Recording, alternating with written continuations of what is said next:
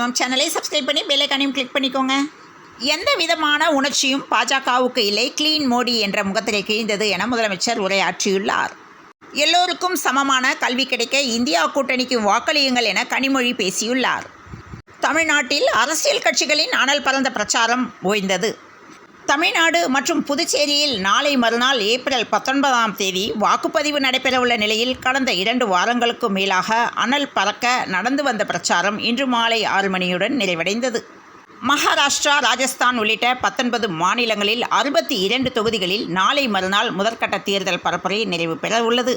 கார்த்தி சிதம்பரம் மனைவி மீது தேர்தல் விதிமீறல் வழக்கு பதிவு தொடரப்பட்டுள்ளது.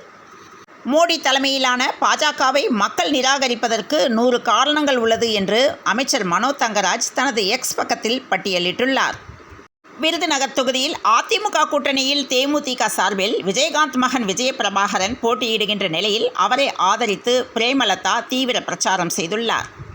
சட்டவிரோத பணப்பரிமாற்ற தடை சட்டத்தின் கீழ் அமலாக்கத்துறையால் கைது செய்யப்பட்டுள்ள முன்னாள் அமைச்சர் செந்தில் பாலாஜி புழல் சிறையில் அடைக்கப்பட்ட நிலையில் செந்தில் பாலாஜியின் நீதிமன்ற காவல் 33வது முறையாக நீட்டிக்கப்பட்டுள்ளது. தேர்தல் முடிந்தவுடன் வாக்குப்பதிவு இயந்திரங்கள் வாக்கு எண்ணும் நிலையங்களுக்கு செல்லும் வரை அதிமுகவினர் விழிப்புடன் இருக்க வேண்டும் என்று அக்கட்சியின் பொதுச் செயலாளர் எடப்பாடி பழனிசாமி தெரிவித்துள்ளார்.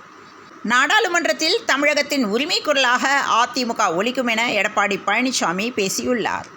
ராதிகா சரத்குமார் கோடிக்கணக்கில் வரி செலுத்தாமல் சுதந்திரமாக உள்ளார் என காங்கிரஸ் வேட்பாளர் மாணிக்கம் தாக்கூர் தெரிவித்துள்ளார். பாலியல் வழக்கில் தலைமறைவாக உள்ள ராஜேஷ் தாஸ் சரணடைய விலக்கு கேட்ட மனு மீது தீர்ப்பு ஒத்திவைக்கப்பட்டுள்ளது. ஜூன் 4ஆம் தேதி இந்தியா கூட்டணி ஆட்சி அமையும் என தயாநிதி மாறன் பேசியுள்ளார். பிரச்சாரத்தில் ஈடுபட்ட போது திடீரென உடல்நலக்குறைவு ஏற்பட்டதால் மன்சூர் அலிகான் மருத்துவமனையில் அனுமதிக்கப்பட்டுள்ளார். நாமக்கல் மாவட்டம் திருச்செங்கோட்டில் இருசக்கர வாகனத்தின் மீது கல்லூரி பேருந்து மோதிய விபத்தில் 6 வயது சிறுவன் தலை நசுங்கி அதே இடத்தில் உயிரிழந்துள்ளார். சிறுவனின் தந்தை படுகாயமடைந்துள்ள நிலையில் அப்பகுதியில் பெரும் சோகத்தை ஏற்படுத்தியுள்ளது. சென்னையில் 3 தொகுதிகளில் தேர்தல் ஏற்பாடுகள் தயார் என ராதாகிருஷ்ணன் தெரிவித்துள்ளார். நயினார் நாகேந்திரனை தகுதி நீக்கம் செய்ய கோரிய மனு சென்னை ஐகோர்ட்டில் நாளை விசாரணை மேற்கொள்ள உள்ளது. மெரினா கடற்கரைக்கு 200 மீட்டர் தொலைவில் மீன்பிடிக்க சென்ற ஆடவரை சுறா ஒன்று தாக்கியுள்ளது. கோவையில் அதிமுக வேட்பாளரை ஆதரித்து நடிகர் கார்த்திக் வாக்கு சேகரித்தார். இந்தியா கூட்டணிக்கு வாக்களிக்குமாறு ஜெய்பீம் வேட்டையன் பட இயக்குனர் வேண்டுகோள் விடுத்துள்ளார். ஆங்கிலேயர்களை வீழ்த்திய தீரன் சின்னமலையின் வீர வரலாறு மாணவர்களுக்கு கற்பிக்கப்பட வேண்டும் என ராமதாஸ் வலியுறுத்தியுள்ளார். தமிழ்நாட்டில் இதுவரை ரூபாய் 1797 கோடி பணமும் தங்கமும் பறிமுதல் செய்யப்பட்டுள்ளதாக சத்யபிரதா சாஹூ தகவல் தெரிவித்துள்ளார். நாடு காக்க, நாளைய தலைமுறையை காக்க இந்தியா கூட்டணிக்கு வாக்களிப்பீர் என மு.க. ஸ்டாலின் பேசியுள்ளார். ஐபிஎல் தொடரின் நேற்றைய போட்டியில் கொல்கத்தா, ராஜஸ்தான் அணிகள் மோதின. அதில் கொல்கத்தா அணி 20 ஓவர் முடிவில் 6 விக்கெட்டுகளை இழந்து 223 ரன்கள் எடுத்தது.